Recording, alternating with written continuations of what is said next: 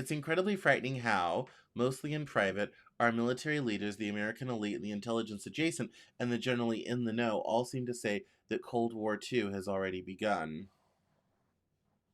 Um, to the point, this has been happening for a while. I think there was an inflection point after COVID and has continued to ramp up.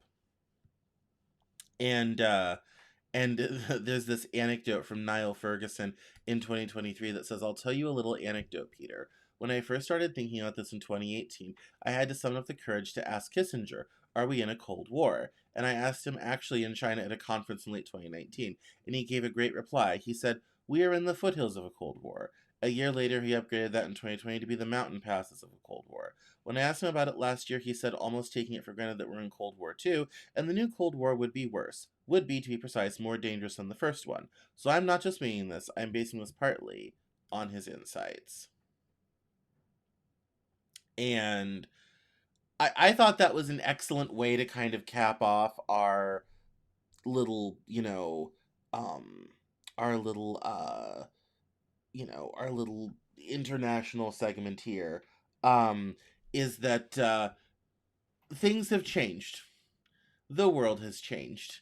And we now need to be mindful that we're in a new and very different geopolitical environment than we have been in since the fall of the Soviet Union.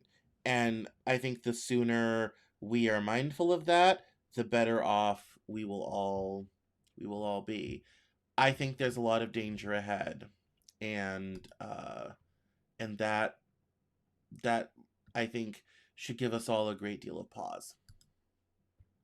Now, in this segment, I also mentioned things that were going on in Iran, and I want to talk about that. The situation in Iran is active and potentially collapsing.